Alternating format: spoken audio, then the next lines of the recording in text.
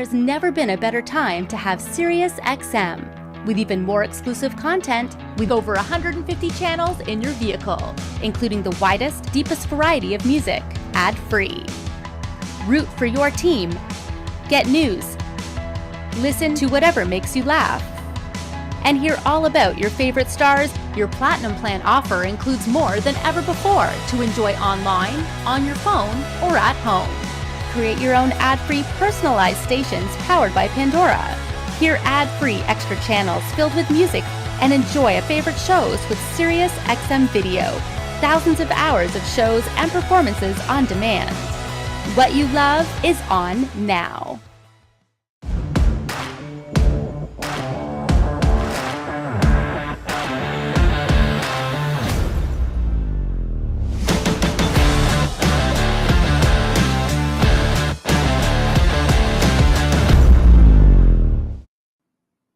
All month long here on CMA Networks, we've been challenging the top car audio brands as to answer the question, what is audiophile grade? And today's brand, Audiocontrol, have some very unique answers for this story. You want to stay tuned? We've got Matt Palumbo in the studio with us today, all about Audiocontrol. This is CMA Connected, presented by SiriusXM.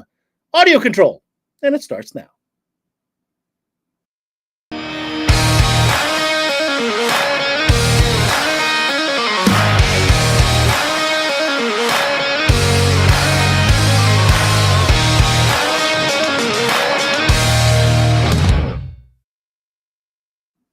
What's going on, everybody? And thanks for tuning in to another CMA Connected, presented by SiriusXM.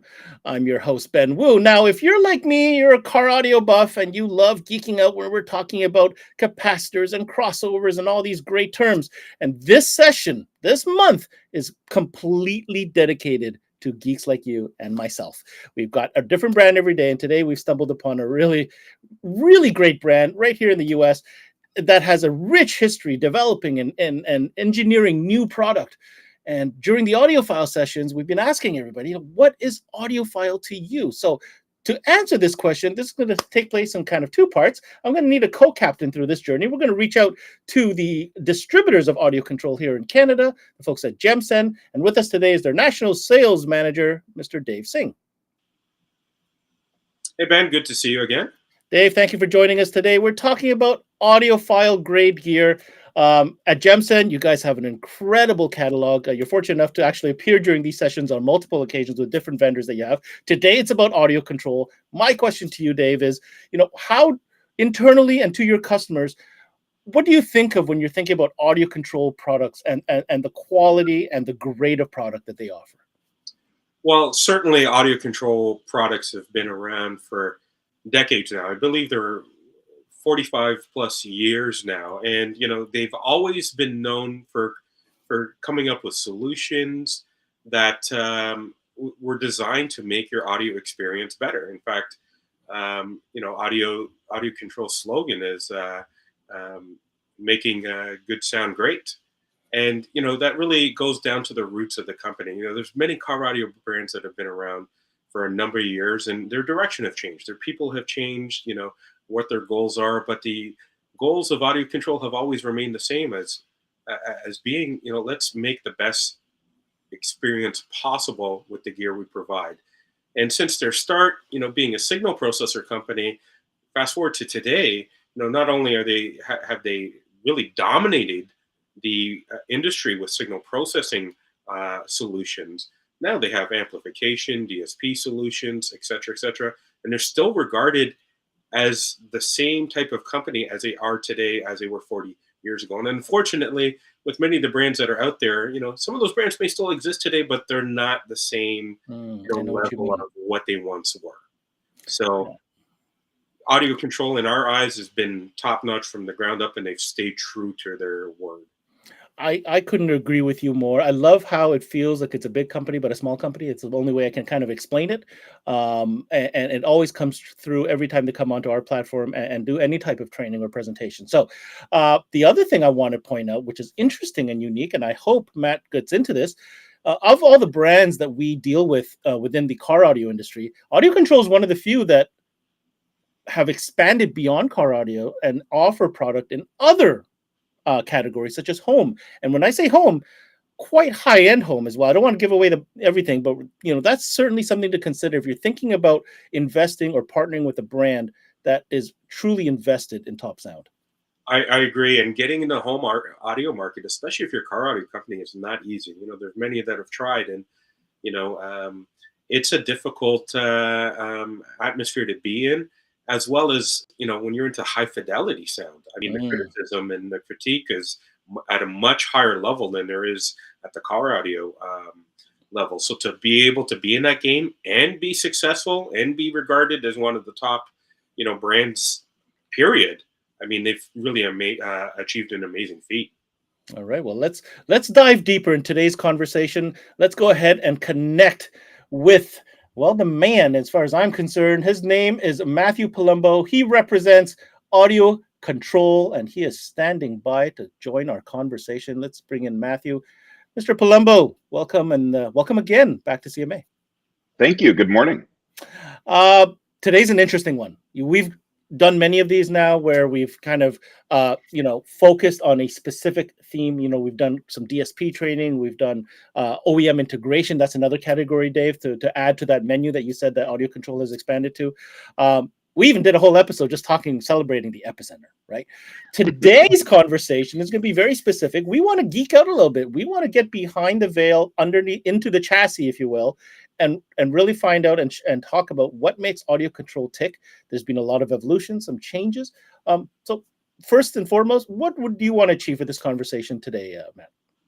Sure. So, I think today is a great opportunity to just give people kind of a peek behind the curtain, so to speak, about what makes Audiocontrol not only audiophile grade, but also just a awesome company to do business with and get your products from and help to make your system sound great, right? Like Dave alluded to there, our kind of tagline or motto is making good sound great, and that really kind of drives everything that we do when we're building products, designing products, how we do things. It's, does this make it better? Does this contribute to making it sound great? And that's really what it's all about. That's amazing. We're definitely going to dive into that. For those joining us for the first time, I mentioned other videos. Just head over to our website, cmanetworks.com, go to our brands, hit Audiocontrol. Ton of catalog of videos that Dave and I have done with Audiocontrol over the last 2 years. Okay, so let's dive in. I think you have a presentation that we can kind of follow along and discuss point by point. This one's interesting. I'm not expecting specs. I'm curious to see what Matt has put together for this one. So let's go ahead and pull that up.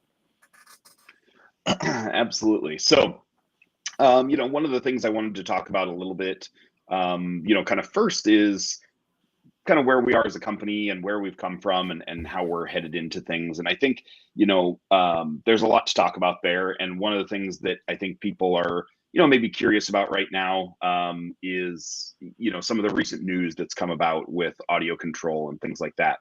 A little bit about me there.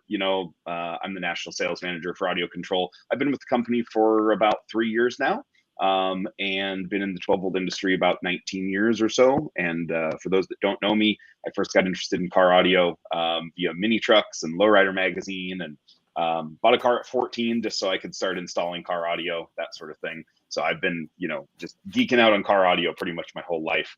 And just interesting fact about me, I was a wedding DJ for about 10 years. So if you're curious what I used to do, a little bit about me.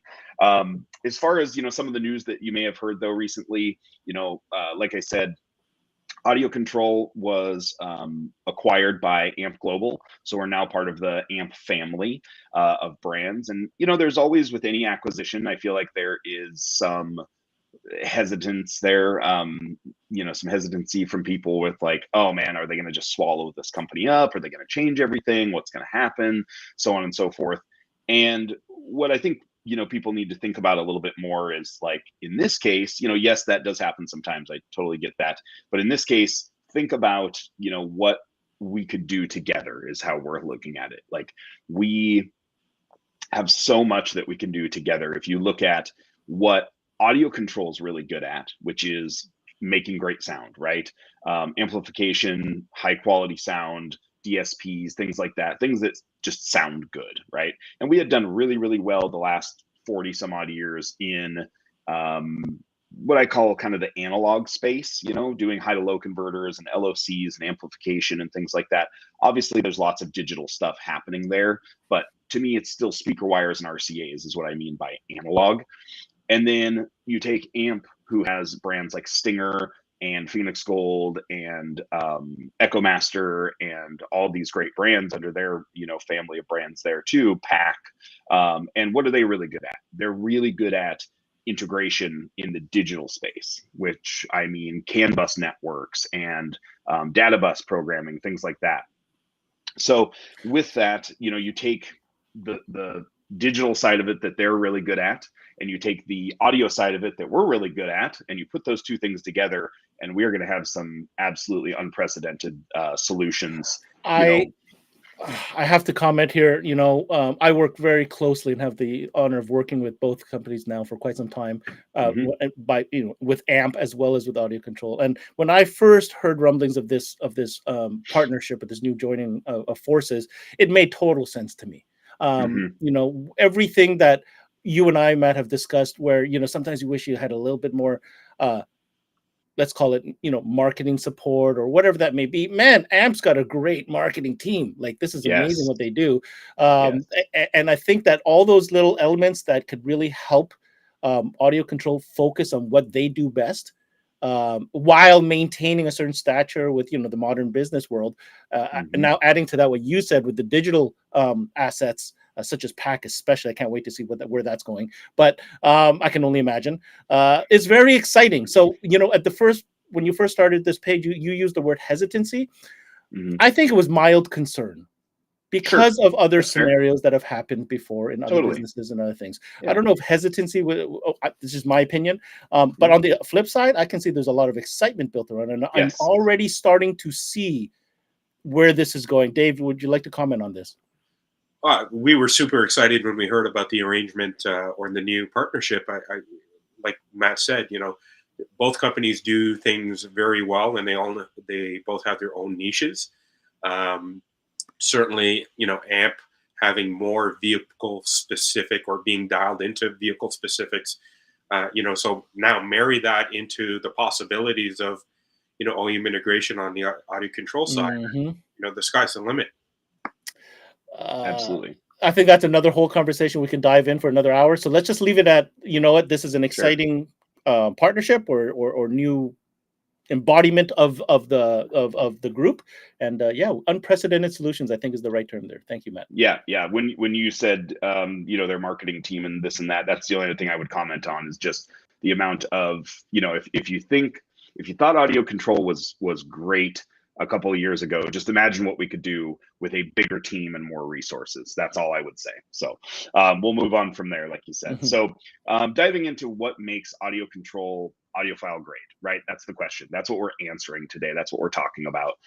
We're a passionate group. Audiocontrol is a passionate group of people, as is the team at AMP. And so together, again, it makes a lot of sense. But when I look at Audiocontrol as a company and what makes us Audiophile grade, why do we deserve to be in these Audiophile sessions, right? We're in pretty good company here. I've seen some of the other sessions you've done. I've seen the list of brands. We're in good company. This is a good category to be in, right? I'm honored to be in that same group. What I really think it comes down to, though, is three things. It's the brand itself, the people that make up the brand, and the products. And I think, to me, that's what makes us Audiophile grade. So as we kind of go through, those are the kind of key topics that I'm going to dive into a little bit. And as Dave mentioned before, a big part of that is our history. Being around for a long time certainly has its benefits. We're a little over 45 years now in the business, and you guys alluded to it a little bit as far as kind of where we've come from and the other categories that we're in. But we do a lot more than just car audio, and that's something we'll talk about here. But something a lot of people are kind of familiar with is, the fact that we're a Seattle brand, right? We're from Washington State. Audiocontrol was started in Seattle area. It still continues to be there. That's a question I get a lot, is, are you guys moving now? Are you guys going to be in Florida? No, we're still in Mount Lake Terrace, Washington. We'll still be there. So that continues to be the case, and all of the fun little things that you see in the manuals about the rainy Pacific Northwest and this, that, and the other. All of that stuff is what makes us us. And it's one of the things that I've loved about the brand, since the get-go, is the quirky little things that make up Audio Control. I just love that stuff. And that's a big part of our brand and who we are. And I think a lot of the enthusiasts really, love that part of Audio Control. They love that we don't take ourselves too seriously, I guess is what I'm going to say. And there's something about it too. It's kind of unique, let's be honest. A lot of our industry is kind of focused in two areas. You know what I mean? Like there's a lot of Florida, obviously, Yep. and now to Audio Control as well to some degree. There's a lot in Arizona, California. That's kind of like where the industry is. It kind of makes it. That's kind of mecca for car audio. Yeah, right. Totally. Yeah. Seattle, Nirvana, sure, why not? Yeah, why not? Right? Yeah. So a big part of what we are as a brand too is just the place itself, right? Who we are, the people that are there. Dave had mentioned something, or you had mentioned something earlier about, some of these brands have new people all the time and it's constant turnover and you never really know who they're owned by anymore and this and that. We've really only had a couple of changes in the total 45 years. And, that's a big part of who we are. So one of the fun things about Audio Control, though, just as far as like the brand and company culture and that sort of thing, is we have a lot of musicians. Audio Control is about a 60-70 person company as far as Audio Control itself employees, obviously much broader now with the bigger family. But as far as there in Mount Lake Terrace, about a 60-70 person company, depending on how many production people we have that day. But, when you get into the building and you look around a little bit, it's fun to take a tour, because you'll see there's guitars on the walls, there's guitar amps over here, there's home theater setup over there, and this and that. And, people usually think it's for looks. It's not. I mean, there's a vast majority of folks in that building that are in some way, shape, or form musicians, right? They're either involved in music production, they produce music for their church, they do scores for films, they are in a band, they are, whatever, playing the piano. There is all sorts of musicians in that building, and it's really fun to be there just on a daily basis. To hear somebody grab a guitar off the wall on their lunch break and go jam for a little bit is pretty cool, and it speaks to kind of our culture as a company. Very cool. Did not know that. And very interesting. It is. And is that the conference room, Matt? Sorry, was that the conference room? Okay. Yes, that was the conference room. So the conference room is pretty cool, actually. We just remodeled that not too long ago. So it not only has all the guitars on the walls, but it has a full Dolby Atmos surround system in there with all of our theater products. And I'll talk a little more about those here in a moment. With that, the whole Audio Control lineup includes a lot more than just mobile audio. A lot of folks don't know we actually got our start on the home audio side of things. So home is actually where Audio Control started, and then we migrated to adding car audio later on. So the home audio side came in the late 70s, and then mobile audio came in the early to mid 80s. So, we have an extensive line of products on kind of all these different categories, and we can dive a little deeper into some of that here as well. But, with that too, I think a lot of folks don't quite realize how deep our roots run in that category. As far as home audio goes, fun little fact, I may have mentioned this in a previous session, but for those of you I see in the chat here, discussing the Epicenter and things like that, fun little fact is that the Epicenter was actually originally a home audio product. The Epicenter originally was developed for folks that are using record players. So back in the 70s, LP vinyl, no bass. Yeah, exactly. Yep. When they used to mix those records and actually master them, they would master the bass out of the mix. And it's because, if you maybe remember your parents or grandparents having one, a lot of folks used to have their record player in their living room or whatever. And it was a big piece of furniture, right? It was a big wooden cabinet most of the time. Speakers were built into it, and it was the radio, it was the record player, it was everything. It usually held maybe a mini bar in there or something too, right? It's the 70s. But the problem is cigar collection, all that. Exactly. Yeah, they were a piece of furniture back then. It wasn't just electronics. So with that, the producers would actually mix a lot of the bass out of the records because it would make the needle skip, because it was all one unit so commonly. much like a lot of car manufacturers started mixing bass out of their systems, right? Or cutting it off somehow, whether that was at a certain volume point or just permanently speaking, to protect their speakers, right? It's the same theory. But home, they were doing it to make the needle not skip. Well, hi-fi enthusiasts usually have separate components, right? They have these nice big speakers way over there and there. All their components are on a nice rack in the middle or wherever. And they didn't have that problem, so they want that bass back, right? Just like enthusiasts want the bass back, same thing. So that's how the Epicenter actually originally came along, with something called the Richter scale. We also used to have a piece called the phase coupled activator. Really funny, kind of creative name. Sounds like something out of Back to the Future, you know. But that's where the Epicenter got its start, actually, was in home. And just to be clear, Matt, for those that aren't aware of this level, you know, I happen to come from a 2-channel background, you know, hook selling high-end car home stereo. Like, audio control is not entry level. You know what I mean? Like, go do your research, go check it out, Google it if you want. But like, entry level is not what you may be thinking. It goes very, very high. It has integrated amplifiers, you know, preamp amplifier, two-piece layouts, as well as very high-end home theater receivers. Yes. Yeah, our home theater and CI, for those of you that don't know what CI is, that stands for custom install, is really where a lot of the audio control, you know, history comes from. And it's where a lot of our technology comes from too. We do a lot of really cool stuff with borrowing tech. So we will, you know, take technology that was originally developed for home theater or home audio or distributed audio, pro audio, whatever, and then take that technology and go, oh, you know what? We could apply this to blank for car audio, much like the Epicenter.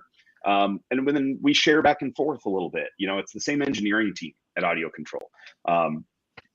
Upstairs at Audiocontrol is our engineering team. And having engineers in the building is amazing. Being able to walk upstairs and bring an idea real quick and go, hey, would this work? Or is this stupid? Or, you know, whatever, is great. Being able to go up there and bounce ideas off them and, you know, see what sticks sometimes. But it's also great when you have a question about something.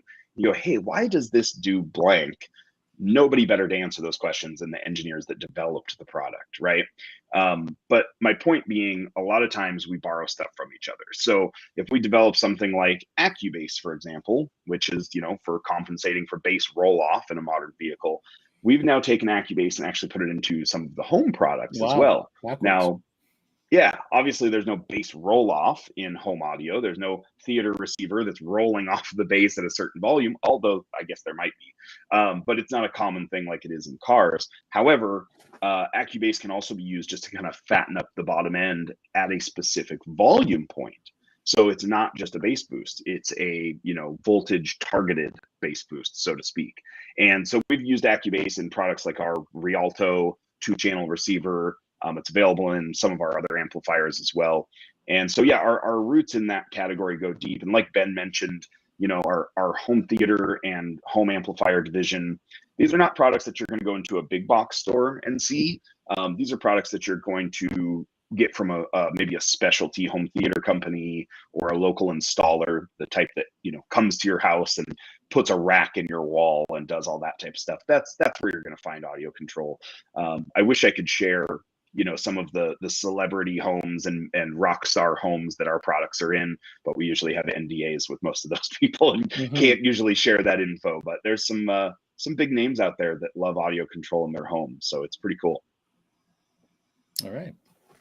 So with the brand itself too, you know, as far as the different kind of segments we've you know, kind of briefly talked about all of these, but you know, we are heavily into the auto side of things, or mobile audio. I like to call it mobile these days, since it's not just cars and trucks anymore.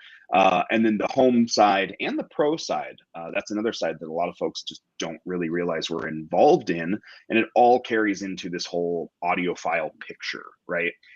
It's a lot easier to have a real scope of what is high end, what is audiophile grade, if you're performing at that level in other categories, right? If you're only a mobile audio company and you are audiophile grade, sure, maybe you're great in mobile audio, but a home audio company would look at that and go, those specs or whatever. You know, in home audio, they take things it's to so this, like, harsh what you're saying, level. Matt. It's so true. It's It is so so true. true. Yes. Home audio goes to a whole nother level, guys. Hmm. Like if you think car audio gets crazy, just go talk to a home audio or home theater Hmm. person. I mean, they're remodeling these houses sometimes to Hmm. accommodate a piece of gear, Hmm. right? Yeah. Like Yeah. picture widening the fenders on your car to accommodate a bigger amplifier. Yeah. Like that's the level we're talking about here. So it gets pretty crazy. But the pro side is interesting too. I mean, we make microphones and measurement equipment and all sorts of things.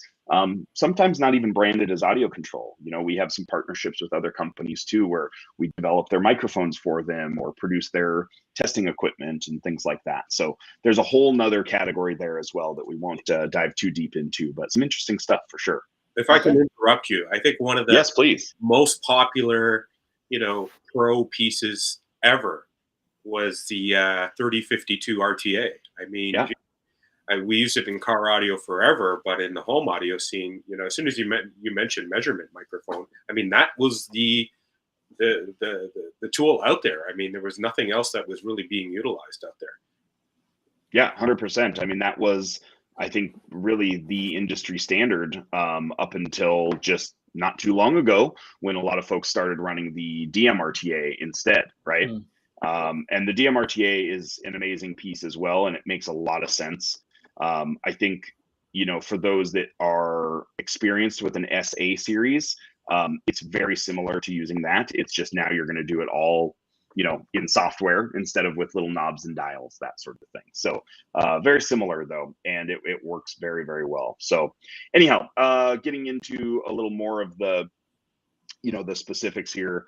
We were founded, like I said, back in the 70s. Another little fun fact, we're actually originally founded by Greg Mackey. So if you're familiar with Mackey Pro Audio at all, they've got the little blue symbol with the little kind of guy in there. I didn't want to steal their logo for this presentation, but I think a lot of you are familiar with it. If you've ever been to a concert or to a club or any live sound venue, probably a Mackey piece of gear somewhere in that building or in that venue. And that's the guy that originally created Audiocontrol way back when. So kind of a little fun piece of history there. He was only a part of it, I think, for the first few years, and then sold it to the second owner, and then it's only had 2 other changes since then. So not a lot of turnover, not a lot of changes in all those years. So and then like we've been talking about the legacy of where we've come from. We've been doing basically high-end audio since the beginning. These products were created to a certain standard that I think for a lot of companies was well beyond what they were planning or thinking of doing. And we were just kind of on that path from the get-go. And now I think a lot of companies have caught up, right? And there's tons of great audio out there. We're not the only ones creating awesome products. There is, as you know, tons of companies out there creating really innovative, really high-end, beautiful products that sound amazing. And so it's cool, I think, as an audio enthusiast. If you're a car audio enthusiast today, I think you have the best time ever in our history being able to choose products and have options. Agreed. Never has there been a better time, Agreed. Yeah. I mean, if you look back, just to, there's always going to be entry level, lower end stuff, and there's a place for that. But I think if you look overall, the average product that's available in the industry right now, man, does it deliver on the value and what you're paying for it? Yes. One thing I bring up a lot with installers, and I don't want to deviate too far from what we're talking about here, but I think it's interesting, is I was, having one of these roundtable chats at one of these big events, one of these big shows, and I'm talking with all these installers and I'm going, is it just me, or are we not dealing with things like engine noise nearly as much as we used to? And I go, is it that the installers have gotten better, or the installs have gotten better? Is it that the products have gotten better, or that the cars have gotten better? And I think it's a little bit of all three, to be perfectly honest. But as somebody that talks to shops on a daily basis and has, I talk to installers from all over the country and all over the continent. I just don't hear about those issues nearly as much as we used to. And back in like the 90s, that was an everyday occurrence that you were fighting constantly, So just one example of why it's the best time ever to be in car audio, No doubt. No doubt. So, and years ago too, there was like, oh, you're going to keep your factory radio. Oh man. Okay. Well, it'll be all right. And now it's like, well, of course you're going to keep your factory radio and it's going to be awesome. The system's going to sound every bit as good as anything else. So some of you are looking at this slide too, and looking at some of those products going, oh, I remember that. Some of these are still, somewhat current. The Epicenter Concert Series is still a current piece, things like that. So, but like that DXS is a interesting digital signal processor that was way ahead of its time. Way ahead of I'm not even familiar with that piece, to be completely honest with you. We had a whole line of digital signal processors, DSPs, in like the late 90s, early 2000s, which was, I'm not going to say we were the first ones ever to do DSP. I don't think we were. But I know that at the time, I was an installer at that time. And I remember a customer bringing one of these pieces in and me going, what the hell is this? I mean, it had its own little display up at the dash, kind of looked like a satellite radio tuner almost.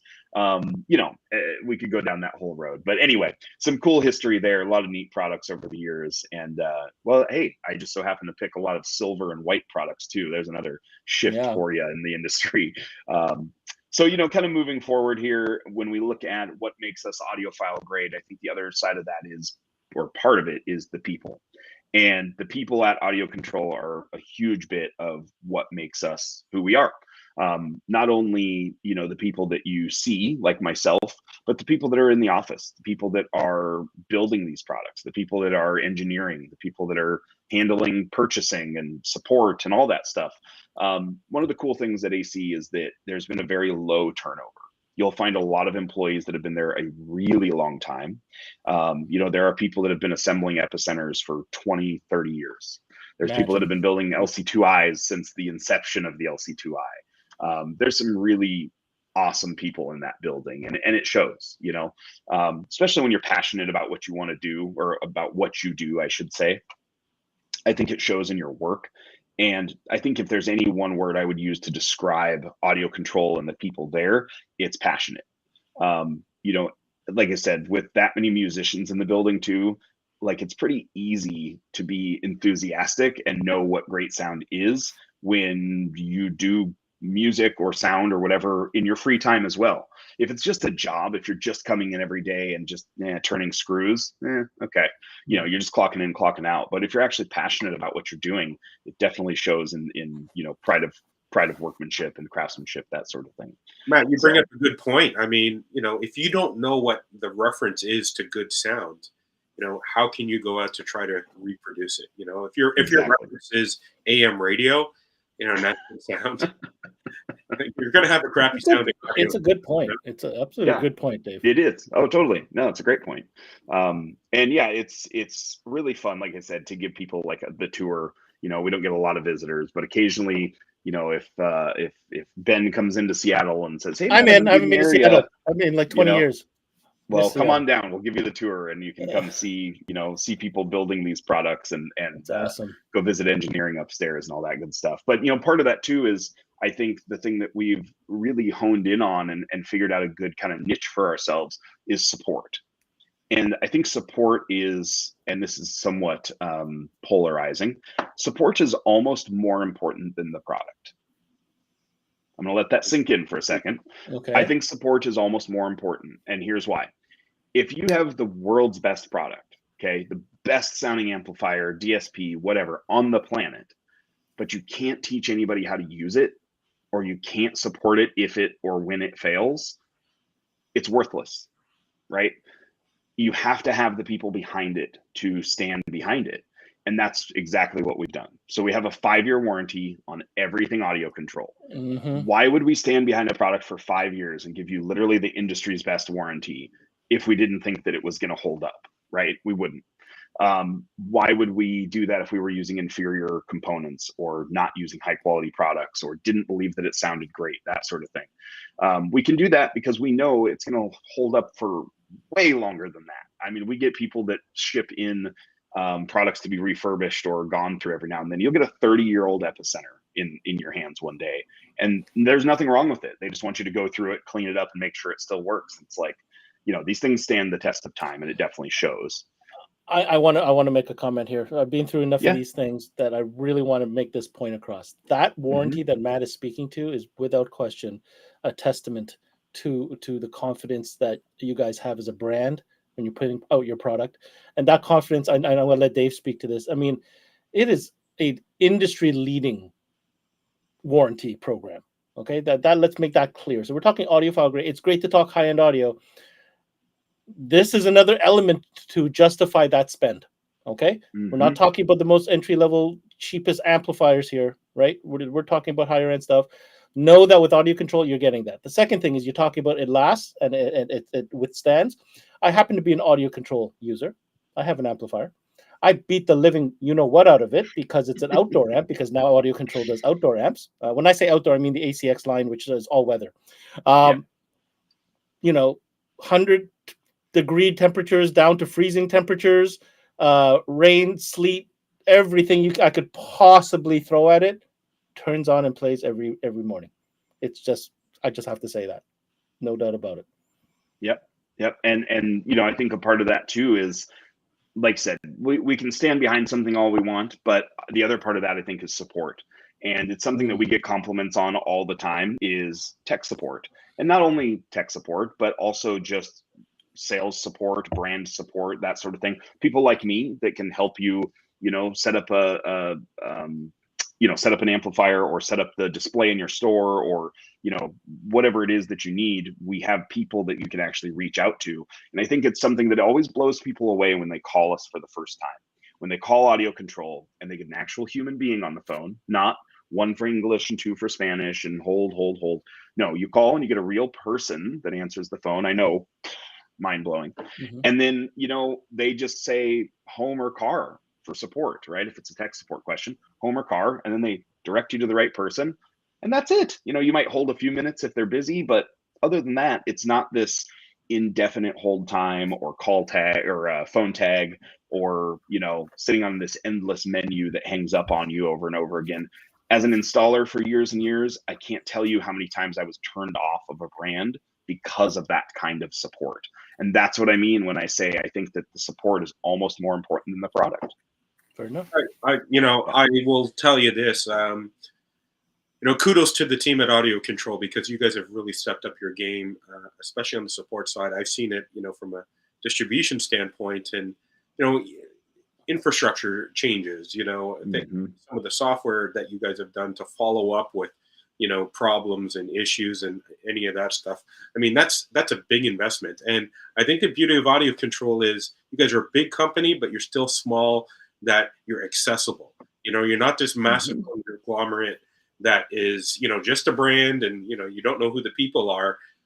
It's nice to be able to reach out to, people at Audiocontrol, know you're going to get an answer, or know you're going to have somebody that cares on the other end of the phone and is going to look into trying to solve the problems. And I'll tell you, many times, there's been situations where product may be out of warranty or something like that. And Audiocontrol is not firm on, well, you're out of warranty, so sad, too bad, trying to buy a new one.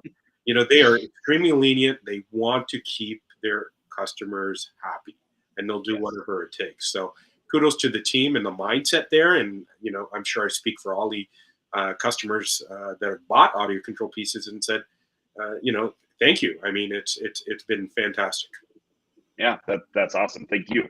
I can't tell you how many times I'm in the office and you hear someone call and go, oh, I think I have to buy a whole new whatever epicenter because I lost the power plug to it or whatever. And it's like, don't even worry about it. Just give me your address. We'll ship you a new one, and we just send them a power plug. Like, it's little things like that, that cost us almost nothing, but that makes a big difference to someone, right? And although we're deviating a little bit here from Audiophile, I think it all kind of goes together into what makes us an Audiophile brand.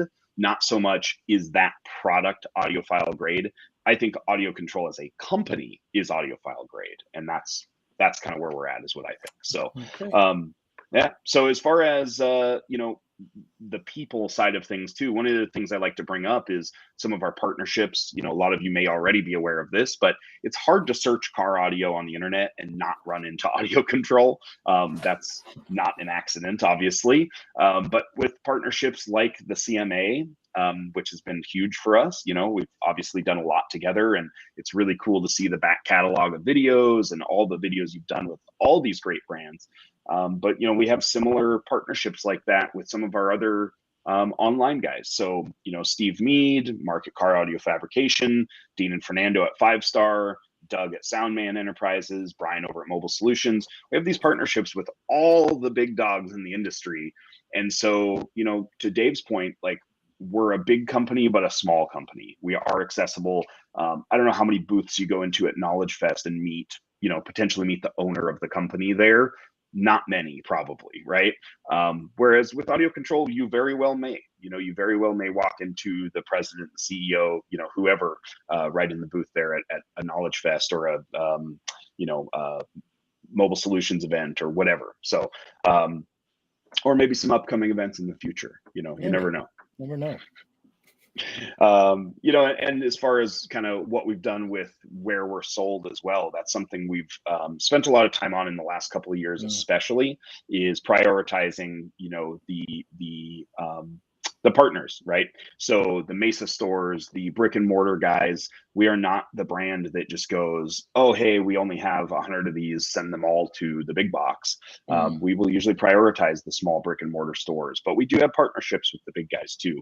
So it just goes along with that whole, big enough but small enough type thing. So when it comes to mobile audio, I think there's a lot that we do. Ben alluded to a little bit the fact that we offer things like all-weather amplifiers and stuff like that. And I think all-weather is a interesting topic too. We're not going to dive into all-weather amps today, but it is interesting to know that, like, when we designed our all-weather amplifiers, one of our criteria was this has to have the same signal to noise ratio as our big full-size car audio amplifiers. We will not sacrifice sound quality just because this thing has to be able to get wet.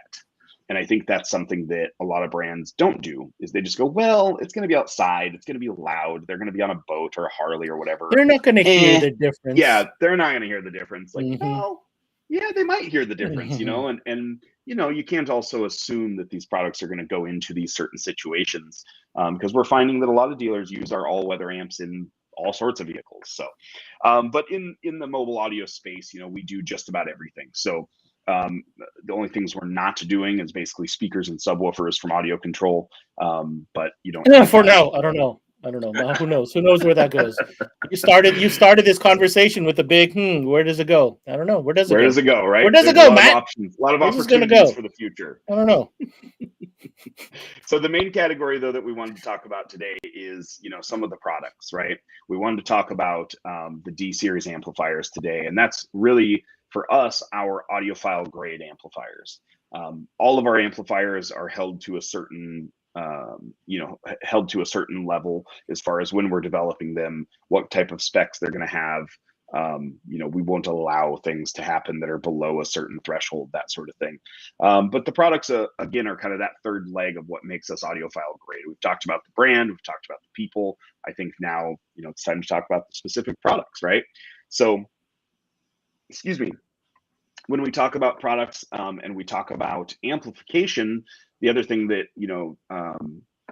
was brought up earlier a little bit from Dave was, signal processing. We've been a signal processing company since really the beginning.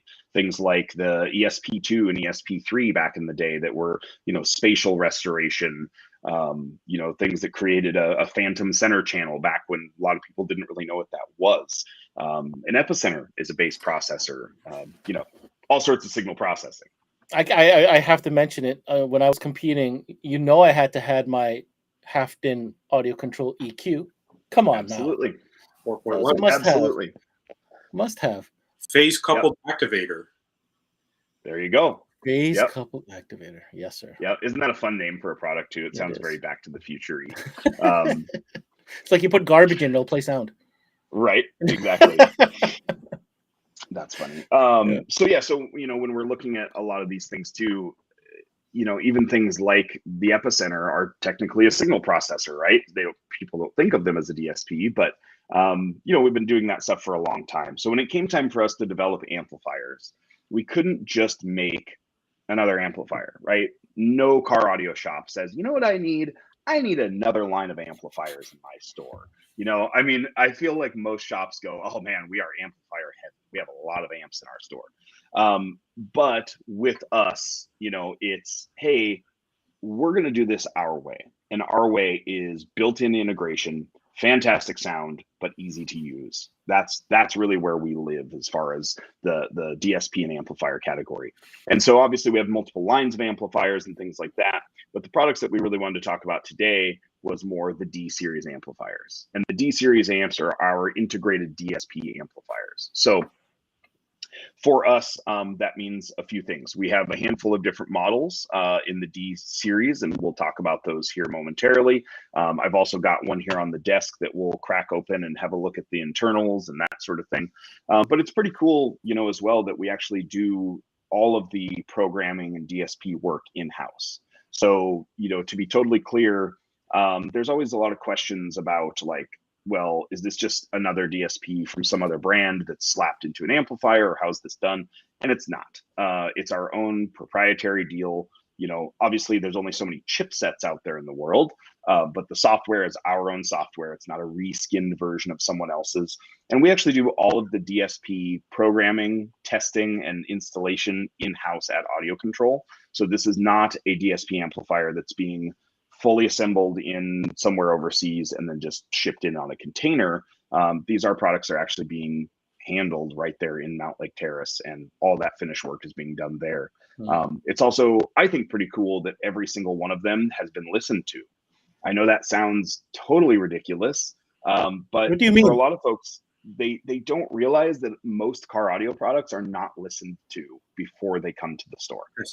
So most products roll off of an assembly line or a computer, controlled or robotic assembly line, whichever, and get basically hooked up to a machine that says, yes, this passes this test, which could just be, does it produce this voltage? Does it turn on? Does it turn off? Blah, blah, blah, blah, blah, and then box it, ship it. For us, it's different, right? We are not only finishing all the assembly and doing all the testing and programming and all that, but somebody's actually putting on headphones and hooking up speakers and wiring this thing up and trying it before it goes out the door. And again, I know for a lot of folks, they're going, well, duh. I mean, doesn't everybody do that? No, they don't. And there's value in that for sure. Yes, 100%. So it's a little bit different than what you might expect from others. So, and there's an image right there of something I snapped just while at the factory one day. So it's pretty cool to see, kind of how it all comes together. So with the actual amplifiers themselves, like I said, we want to talk about the D series amplifiers today. There are 3 amplifiers in the D series family. We have a 4-channel, a 5-channel, and a 6-channel. Before we kind of get into the internals and what makes them, different and that sort of thing, I just wanted to kind of show the couple of different models and some of the things that make them special. So one of the things that's different on the D series amps from what pretty much everyone else has is that we always have this extra input on our D series amps, as well as some of our other amplifiers. But on the D series amps in particular, they have something called a front high level input. And this is one of the little like secret sauce special things that just makes us different, right? So I think, audiophile grade can be looked at a couple of different ways. You could look at audiophile grade and say, well, that's just class AB 2-channel amplifiers. That's the only thing that's audiophile grade. Okay, I think that's an antiquated mindset, but to each their own. To me, audiophile grade means that not only does it sound great, but it needs to sound great regardless of what we're integrating it or putting it into. And that's a big part of what this is all about, right? So with the front high level input, this allows us to feed in signal from an additional input source or an additional set of speakers and basically do, or an additional set of channels and do essentially internal signal summing and do all of our signal processing without having to have extra pieces. And that's something that a lot of folks don't understand is they'll look at the pricing sometimes, even if they are an audiophile enthusiast and they're willing to spend some coin, sometimes they'll look at it and go, man, whatever, 1,000, 1,300, 1,200, whatever it is, it's a lot of money for X amplifier. And you go, well, yeah, but if you look at it and say it's got a $600-700 DSP in it, it's got a $200-300 OEM integration piece in it, and it has all this power amp built into it, suddenly it doesn't seem so bad, right? When you break it down a little bit. Matt, if I can just add something to that. Yeah. Those additional components that you have to get. There's additional time and labor that's involved in connecting those. There's additional cables and all that other stuff. And you're also increasing the possibility of picking up noise and all that other type of stuff, popping of different processors and that sort of thing. So, one of the biggest values in audio control is the fact that the OEM integration is built right into the amplifiers, like you said, and you just don't have to go out and spend $200-300 more just so you can get that signal into the amplifier before you even get started. Absolutely. And when I talk about things like factory signal summing and that sort of thing, this is what I'm really talking about for those that don't know. I'm talking about vehicles that have, maybe a factory high pass signal going to the top dash, a factory band pass signal going to a front, maybe mid range, and then a low pass signal going to a factory woofer or an underseat woofer or mid bass in the door, something like that. And what are you doing with that? What are you going to do with that if that's your factory signal? If you just grab one of those three, it's going to sound like trash. The bandpass signal would probably be your best bet, I guess, but it's going to be no lows, no highs. It's just going to be that mid-range section there. It's going to be pretty rough. It's going to be tough to ever get that car to sound right. It won't sound like an audiophile system anyhow. That's for sure. And if you want audiophile sound, you're going to need full range, right? Yep. You're going to need everything. And that's a big part of what this is. And I think, although it's not specific to audiophile, I think summing and OEM integration is a big part of what we deal with in almost every vehicle these days. And so, although it's not the most exciting thing in the world sometimes, it's important, to be able to do the system that you want to do. So there's some cool features built into these things. So like I said, we've got 3 amplifiers in the family, 4, a 5, and a 6. And, I'm not going to go through all the specs and sit here and read off specs all day, but I do want to show folks out there that maybe aren't as familiar what type of power they can expect, that sort of thing. What you'll quickly notice, though, is that we don't do anything under 100 watts a channel. So even on a mids and highs amplifier, you're going to get at least 100, if not 125 per channel at 4 ohms or 200 at 2 ohms. So they are really powerful for mids and highs amps, right? A 6-channel amplifier with 200 by 6 running a, really nice 3-way component set is absolute bliss. Because for me, I don't consider myself an audiophile necessarily, because I think I like it louder than most audiophiles do. I like it. Hold on. Are you saying audiophiles don't like it loud, Matt? Is that what you're saying? I think the stereotypical audiophile doesn't like it loud.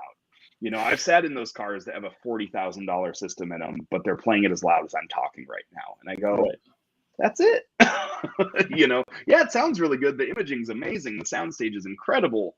But can we get a little more volume? Can we jam a little bit? Can we jam a little bit? I mean, to me, that's the perfect system. The perfect system to me is one that I can close my eyes and almost shed a tear because it's so, pinpoint accurate and, staging is awesome and everything sounds great and it's wide and it's deep and all this stuff. But then also when I'm on the freeway at 70 miles an hour with the windows down on a sunny day and I just want this thing to rip, I want it to do both. And I'm sick of systems that won't do both. That drives me crazy. So our products can do both. That's my point. So that's the 6-channel, the D612. There's also the D5-1300, which is quickly becoming one of our most popular amplifiers. And for good reason. Not only is it a 5-channel, not only does it have lots of power, it also has that built-in DSP. It also has your built-in OEM integration. Something that a lot of folks don't realize too is all of these amplifiers have outputs as well. So you're not just limited to DSPing the internal channels, you're also DSPing 2 channels of RCA output.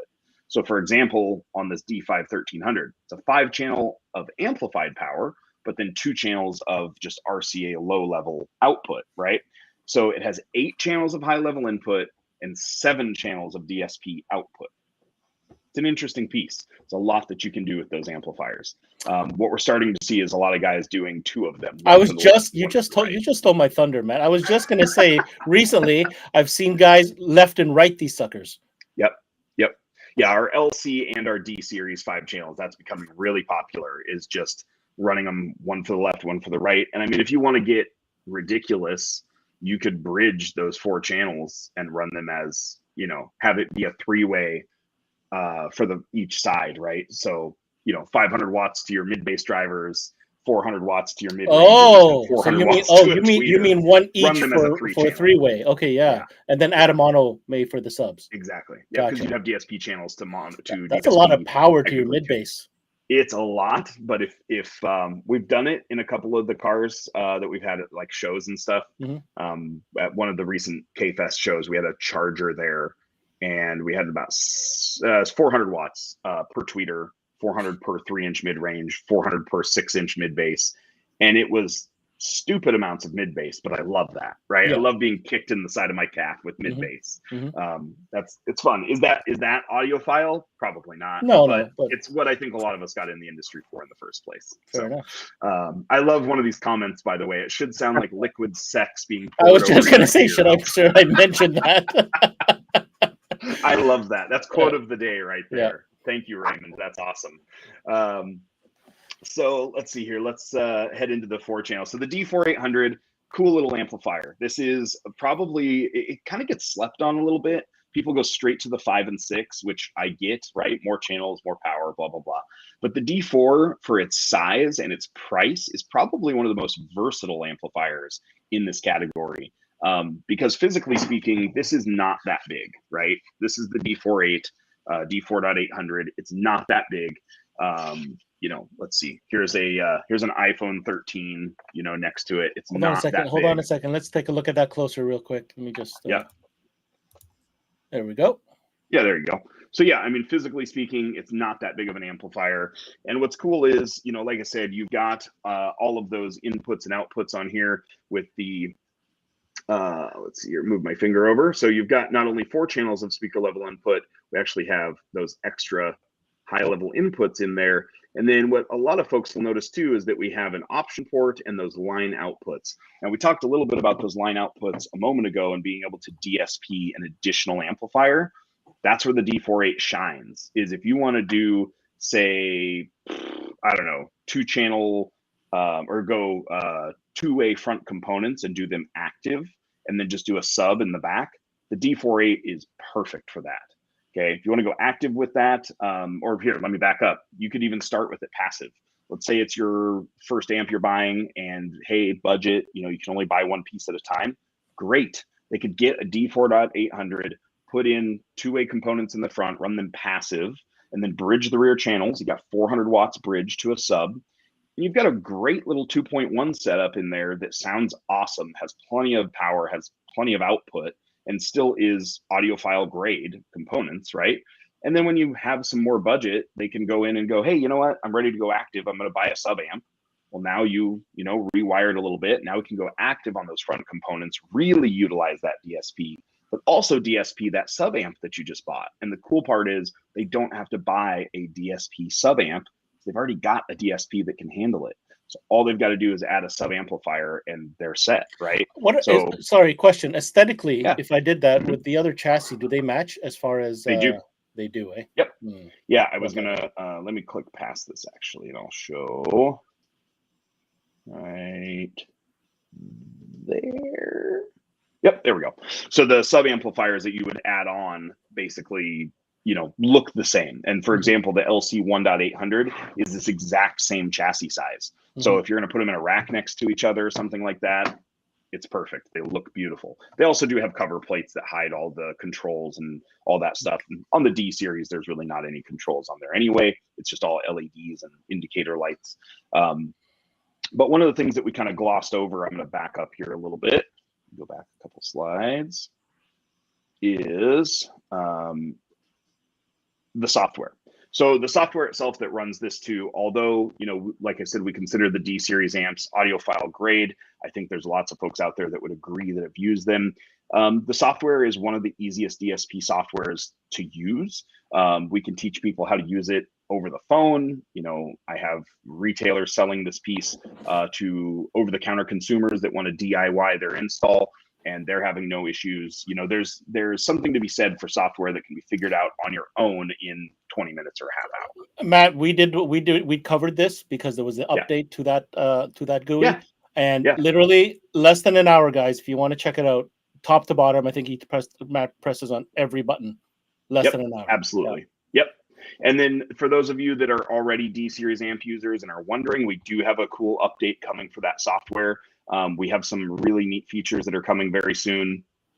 Somebody just mentioned in the comments too, and it's a really good point, that there is also an RTA built into the DSP software. So for those of you that have never used it, it's going to actually show you what your incoming signal looks like in the software. And like Ben mentioned, we've covered that in another episode or another session, so we won't dive too deep. But I did want to mention we are really close to getting this app update done. We've been talking about it for a while now, but as is life these days, everything gets pushed back and delayed.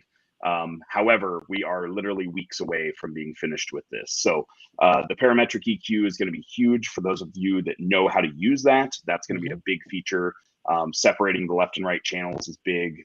Adding all pass filters is going to just really step up our game as far as integrating and OEM integration and combating some of those issues that come up when you're dealing with some of these modern vehicles. So also some new crossover stuff, all that's going to be exciting for those that are interested. One of the other cool features though on the D-Series amps that I love to bring up when we're talking about audiophile grade and high resolution audio and things like that is the fact that we have an option port on our D-Series amplifiers. So there's that little port there. I also point to it on the slide. And what it does is it allows you to plug in things like the BT24, which is just this little Bluetooth chip. And it allows you to stream Bluetooth straight into the amplifier. But more than that, it allows high-res Bluetooth streaming. So it's an aptX HD Bluetooth chipset.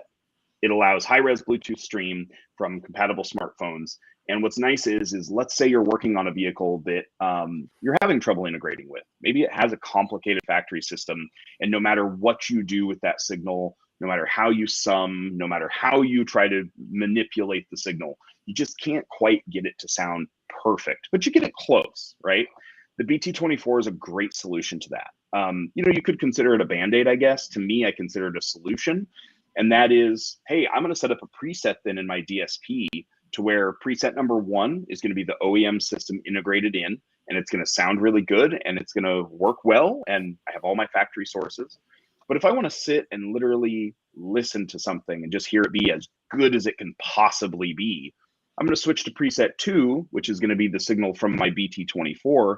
And now I'm streaming straight into the amplifier. Well, I just bypassed all of that factory sound system, right? Right. Now I'm going straight into that amplifier, and with a high-res signal, I'm bypassing all the analog integration side of it.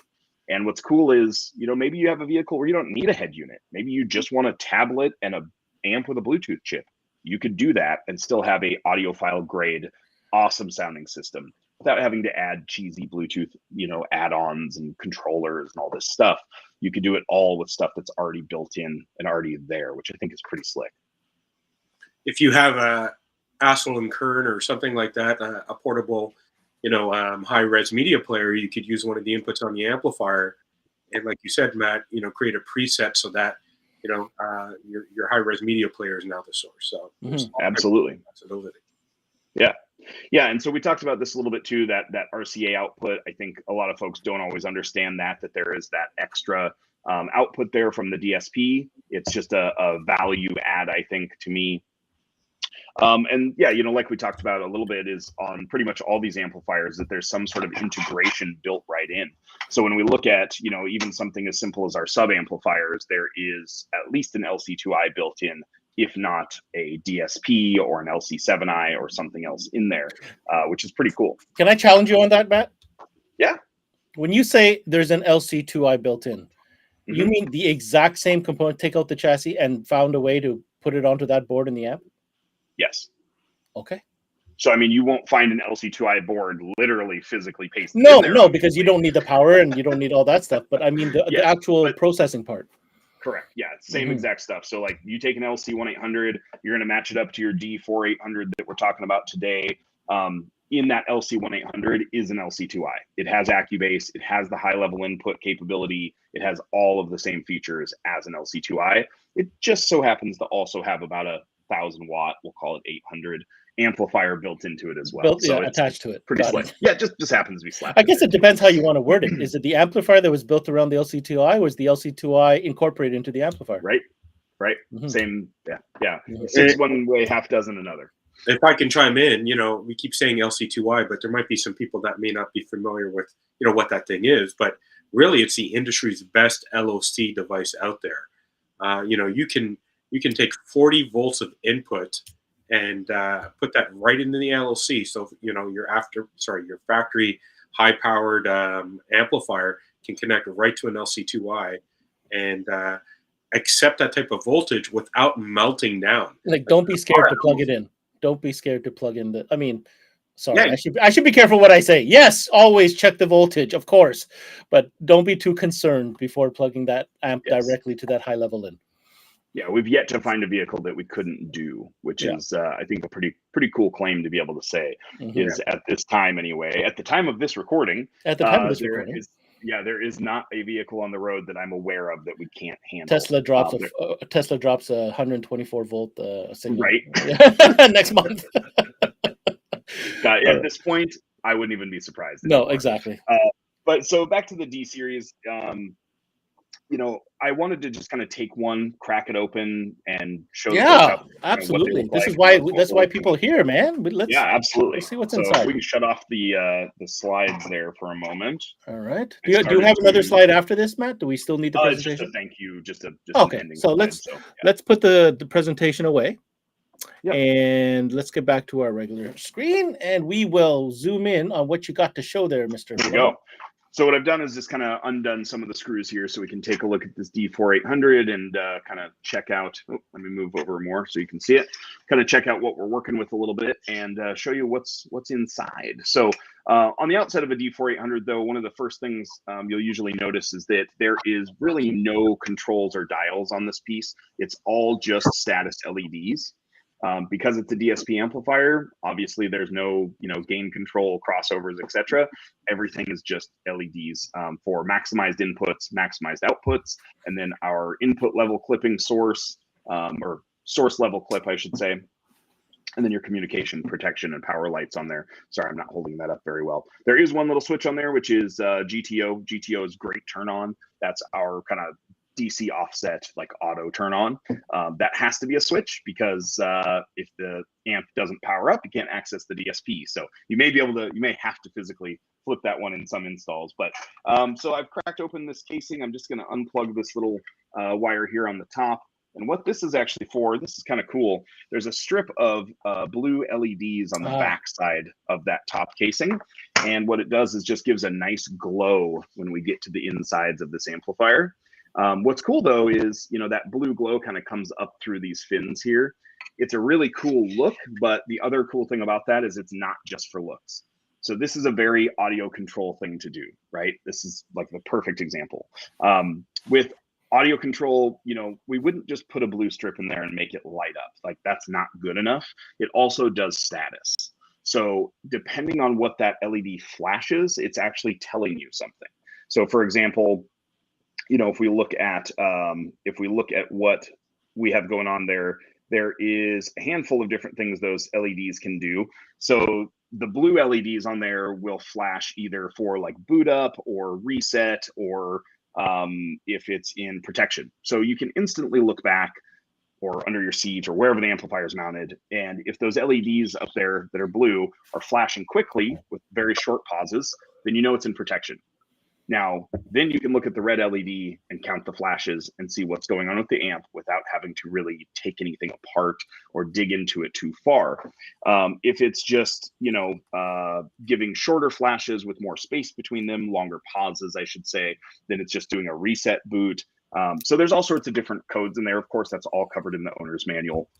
Excuse me. But that's essentially what those LEDs are all about. I'm going to loosen one screw here too while we're talking, and I'll show you guys even a little bit more about this. I can't help but give you props on something, Matt. What's that? Is that a Fleetwood Mac LP behind you over your shoulder? Yes, it is. Good choice. Thank you.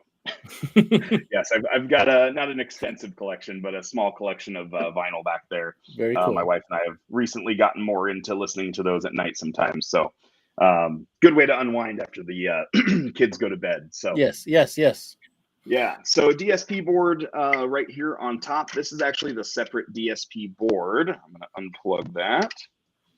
There we go. So this is actually the DSP board itself that is running everything there. This is what also has our USB port, our option port, and our ACR3 controller on there. So that's what that plugs into. That DSP board is also, what's obviously running the full signal processor. That's the piece that we are totally programming and doing everything on, in-house right there in Mount Lake Terrace. Some of this is assembled overseas, some of it's finished in the US, and then we add the DSP board here in Mount Lake Terrace in the US, here Seattle, like I said, and then finish all the programming, all of the testing, all the listening, all that stuff all happens right there. So there's a little kind of sub board here as well. You can kind of see it sticks up a little bit right above the fan, and this runs the fan control. It also runs those diagnostic LEDs, and then kind of just seats right below that DSP board. So one of the other kind of fun things on these is, let me just unplug this a little bit here. I love how you're just tearing that apart alive here. Yeah, why not, right? Yeah, why not? Let's see if I can find... They all have a little kind of Easter egg on them. I think this one's buried a little bit, so I don't know if I'm gonna be able to find it. But they all usually have some sort of little Easter egg on that board. That's a good view of the guts, though, for those of you that want to just see the insides. Yes. Needless to say, the amplifier's packed. Yes. Yeah. So this is why when folks come up to me and go, "Hey, I love your D4800 or whatever it is, but man, why isn't there a blank built into it?" And you go, "Well, physically speaking, we're kind of running out of space here, guys. Even on that top cover panel, right? If you look at all the openings there, there's not much room, man. People are like, oh, can you pack an optical input in there too? It's like, so that optical input comment has come up a couple of times. I'm going to bring it up. Before Matt even answers this, I'm going to say, take a look at what PAC does, and we'll see what happens. But I'll let you answer that, Matt. Yeah. So I mean, with the optical side of things, we have optical inputs on our DM series DSPs. So the DM608 and the DM810 have the optical in. So if just to specify, are we talking coaxial or Toslink? Both. Both. Got it. Okay. Yes. Yep. So good question, though. I'm glad you asked that. So the DM series have both. They have the optical digital coax and Toslink optical input on there. And those are the only products that we currently offer, though, that have those on there.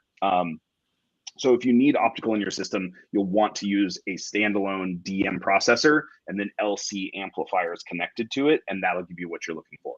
If you're looking for an amplifier with optical built in, we don't currently offer that. I will say we have some things in the works to, expand the option to add an optical port. I think that'd be a fun piece. I'm not 100% if we can make that happen yet, but that's something we've been looking at a little bit.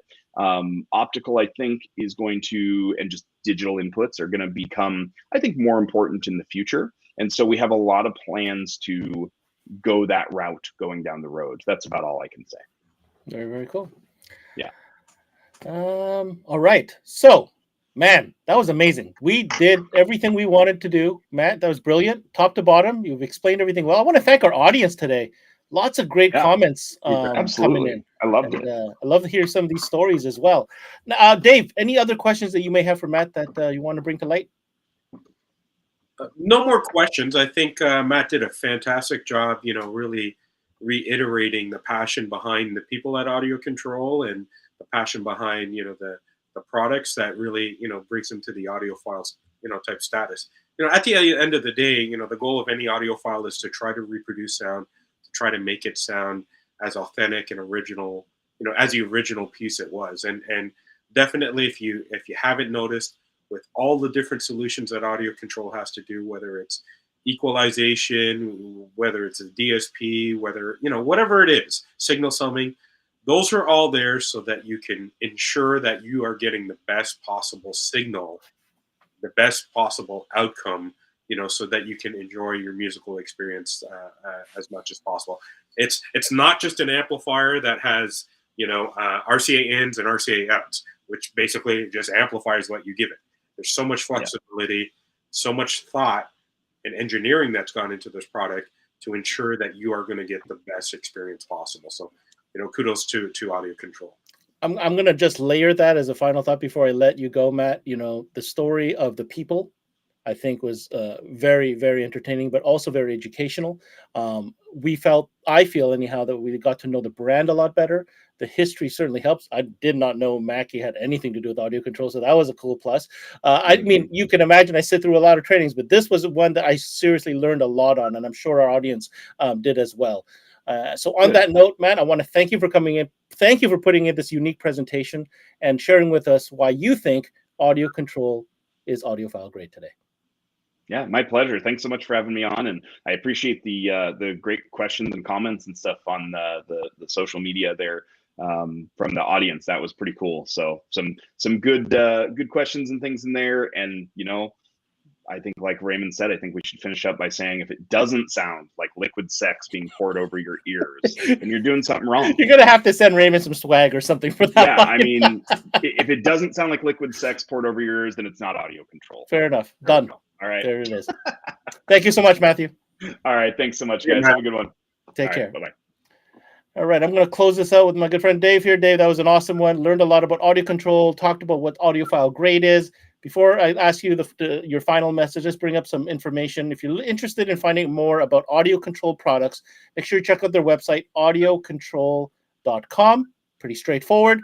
Everything discussed in today's show can be found there, other than maybe pictures of, the conference room and stuff like that Matt was able to share with us today.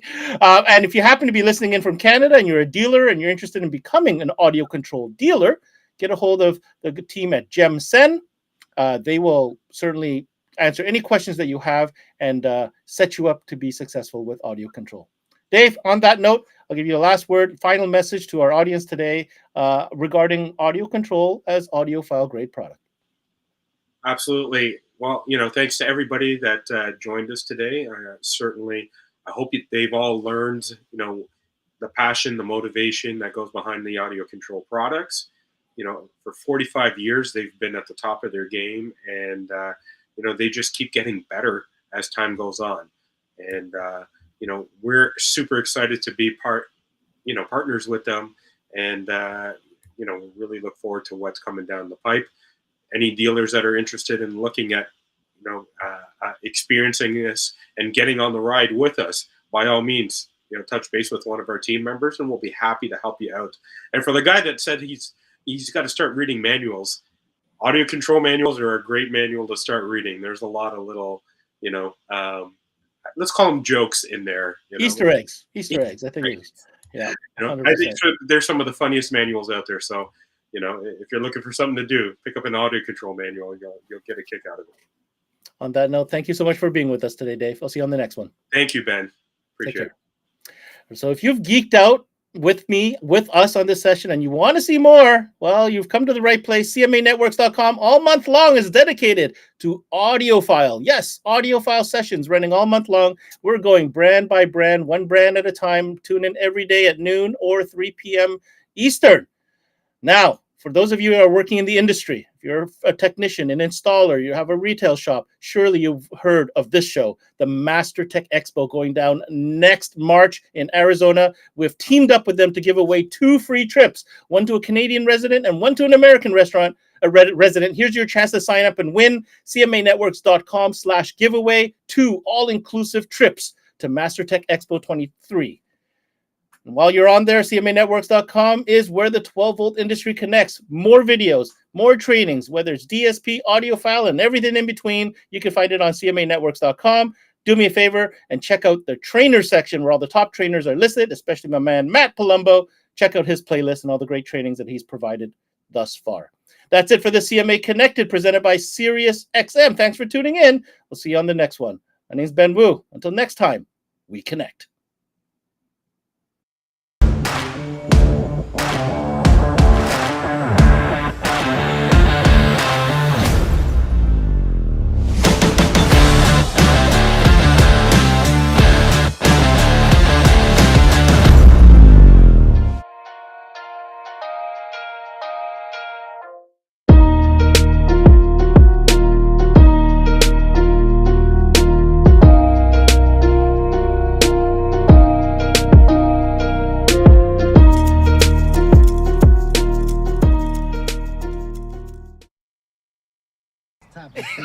I mean, yeah, let's talk about Stop you know it. what today where I'm gonna go Yo. topics. Roll it down. I am. You don't need a car to listen to Sirius XM. You can listen anywhere. You know that, right? What? Kevin Hart's Laugh Out Loud Radio. Kevin, you could use your phone. What? What? Alexa, play Kevin Hart's Laugh Out Loud Radio on Sirius XM. What? This is how I know you're getting old. I guess that was it. What?